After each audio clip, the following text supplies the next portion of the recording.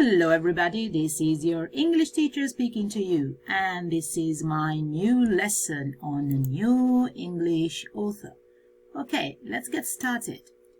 Now today I'm going to tell you something about Robert Louis Stevenson, a Victorian novelist, English novelist, who lived between 1815 and 1894. As you can see, here you have one of his portraits, one of the photographs that was taken of him. And here you can already see the title of one of his most famous novels, Dr. Jekyll and Mr. Hyde. Okay, but we are going to speak about that in a minute. Something about his life. Okay, so he was not English, actually, he was Scottish. He was born into a middle-class family in Edinburgh in 1850. And I can show you his house. A pretty house in Edinburgh, isn't it? His father was a wealthy, strict Calvinist engineer. And because of his job, he had to travel a lot. And so young Stevenson traveled with his family a lot since he was a child. But since he was a child, he suffered from tuberculosis, which we know was a quite common illness at that time, and spent so much of his time in bed. So he tried to spend it as good as he could, and so his governess, let's say his babysitter, used to tell him tales and stories, and this, of course, woke up his fantasy. Okay, so since he was a child, he started loving stories. Then when he grew older, when he was a young boy, he studied law, but then he rebelled against his family because his family was too strict for him. He lived as a bohemian, so he knew lots of excesses, and then he became an atheist. Okay, so he refused any kind of religion. And then he started traveling on his own, without his family, and he was 23, because he was trying to improve his health. And so his trips, which were very long and very far from home, from Europe, provided him with inspiration for his writings. So he traveled a lot during all of his lifetime, but at the end, he eventually settled in Samoa. You can see here a photograph, and this is him, Stevenson, okay? And he lived in Samoa, where he could witness the problems brought by colonialism and imperialism, because Samoa was a colony. You see, it's here, it's a little island, far from Australia, okay, here in the Pacific Ocean. And that was, all of these islands were colonies of different nations, maybe German colonies, or also English colonies, of course, or Dutch colonies. And so he could see the problems that colonialism was bringing there, okay? And so he settled in Samoa, and I can show you, this is his house, beautiful, a very beautiful villa in Samoa Island. And so he also wrote articles for periodicals and for newspapers. And in these articles, he was very critical against colonialism. Native people that you can see here, he was a very friendly person, used to call him Tusitala, which means a teller of tales, because actually he used to tell tales to all the guests that came along to visit him. And then he died there in 1894 at the age of 44, so he was quite young when he died. But he had been sick for all of his life. Major works. I told you about Dr. Jekyll and Mr. Hyde, but maybe you will also discover that some of his novels are famous as Dr. Jekyll and Mr. Hyde. Let's have a look. Treasure Island, which of course is an adventure book written also for kids, but it's very enjoyable. and it was published in 1883, and it brought him the first success for books. And then in 1886 he published The Strange Case of Dr. Jekyll and Mr. Hyde, because this is the exact title, the whole title. It's not only Dr. Jekyll and Mr. Hyde. Of course we know it as Dr. Jekyll and Mr. Hyde, but the true title, the right title, is The Strange Case of Dr. Jekyll and Mr. Hyde. And of course this novel made his reputation. He wrote many other notable books, including Kidnapped, which is a kind of historical novel set in Scotland, and Black Arrow, which is also a historical but also an adventure novel set in the Middle Ages. And they were published in 1886 and then in 1888.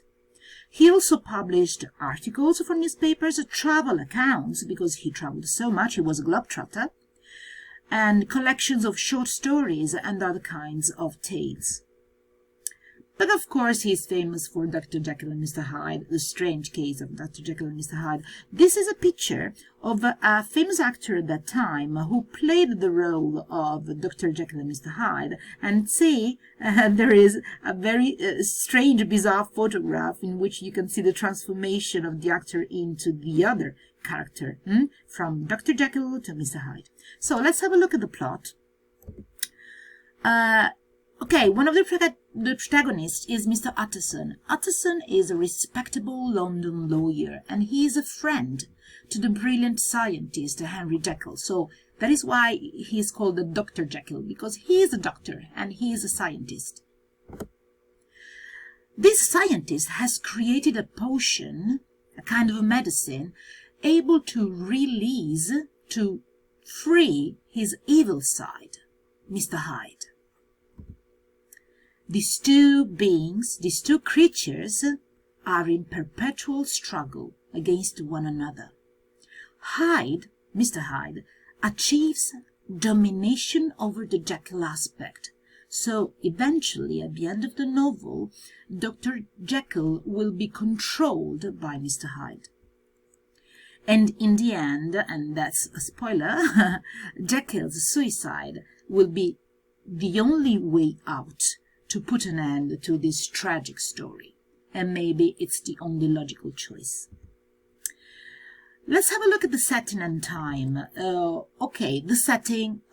Some people say that it's London. Some others says that it could be Edinburgh itself, because it's not very much clear where the precise setting is. But we know it's a city, and it's a city in Britain. So maybe Victorian London is the setting. Let's consider London as the setting in the 1870s. So we are in full Victorian times. And the town had a double nature. The respectable West End, the elegant area of the city, versus the appalling, the poor part of the city, the East End slums. Now, Jekyll's house, I imagine his house like this. Okay, this is not his house because, of course, it's fiction, but I imagine his house like this. A very beautiful Victorian townhouse, a little bit Georgian actually, which has two facades, two fronts. The front, so the front which is on the street, and it is used by the doctor, is attractive, is very elegant, very refined, and it is part of a square in which you find the other handsome houses. But then there is also the rear, the back of this house, which is used by Mr. Hyde, the alter ego of Dr. Jekyll. And this is part of a sinister block of buildings. So this house is very strange because the front door is on the good part of London, while the back door is on the street, which is in a slum. Most of the scenes, and this is the time, take place at night. And this is quite natural because it's a kind of Gothic story. And so, where crime is one of the protagonists. And so it is natural for Stevenson to have chosen a night as major time for the setting. because it's at night that crime and misbehaviors are concealed by darkness, and so everything can happen. Narration. Okay, you have a multi-narrative structure with 4 narrators. Let's have a look at these narrators. The first narrator is Utterson, so Dr. Jekyll's friend, and the story, as a matter of fact, is told in the 3rd person from Utterson's point of view, and he plays a little bit the role of a detective. Then we have Enfield. Enfield is a distant relative of Utterson's. He is a young man, and he tells Utterson a terrible story about a man trampling a child, and this man is Mr. Hyde, so he's one of the witnesses. Then you have Dr. Lanyon. Dr. Lanyon is a friend and colleague of Jekyll's, so he's a scientist as well. He tells of his experiencing Jekyll's transformation, so Lanyon himself is a witness, and he witnesses Jekyll's transformation into Mr. Hyde. Dr. Jekyll himself is one of the protagonists, and he's maybe the most important protagonist, and in his double entity. His narrative and final confession takes up the last chapter, so we also have his own witnessing his transformation, because he narrates all the phases of his transformation. The language used by Stevenson is quite simple and clear, so it's very easy to understand. And there is a use of puns. For example, if he be Mr. Hyde, I shall be Mr. Sick. So you see there is a pun, a word game played on Hyde and Sick in their modern meaning. Sources. The novel had its origin in a dream, just like a strange Mary Shelley had a dream, and then Frankenstein came out. So Stevenson himself had a dream while he was afflicted by TBC, and he dreamt about a man in a laboratory who drank up a drug and turned into a different being. So the gothic aspect of this dream excited Stevenson, who produced a first draft of the story. And also we have traces of Calvinism of Stevenson's family, which gave the writer a sense of the duality of man's nature, because dualism is at the basis of Calvinism, good versus evil. Influences. Of course, Darwin's studies about man's kinship to the animal world. Hyde, as a matter of fact, is deformed and abnormal, and is the symbol of repressed psychological drives. More than this, his physical aspect is rather monkish. He looks like a monkey. Jekyll is considered a Victorian Faust or Foster. His awareness is a sort of a pact with his interior evil that takes control over him in the end. And the main theme is the double nature of human beings. Jekyll and Hyde represent each human being. Each of us has 2 sides, good and evil. Jekyll has led a virtuous life. He's the perfect gentleman. His face is handsome, his hands are white, his body is large and harmonious. But Hyde is just the opposite. He's pure hate and evil. His face is pale, his hands are dark and hairy, his body is dwarfish and deformed. And again, the theme of the double, it's in the names and in the settings. The name Jekyll maybe means frozen via the Danish language, or generous lord from Breton, while Hyde, of course, recalls concealment. The settings, indoor versus outdoor spaces, light versus darkness, wealthy quarters versus sordid streets. So the duplicity, doubleness is everywhere. And Dr. Jekyll's house facade and Mr. Hyde's rear laboratory are the symbol of doubleness. Other themes: cultural degeneracy, criminal insanity, severe economic, political and social crisis, the recent Darwinian studies which led to lack of trust in science and in man himself, fear of a regressive process in a phase of apparent evolution, scare of a resurgence of the irrational impulses of civilization. And so this is why this novel can be regarded as one of the best embodiment of Victorian compromise, because it encloses all of these characteristics which were typical of Victorian compromise and of Victorian era. So that's it, guys. Thank you for watching. Bye bye.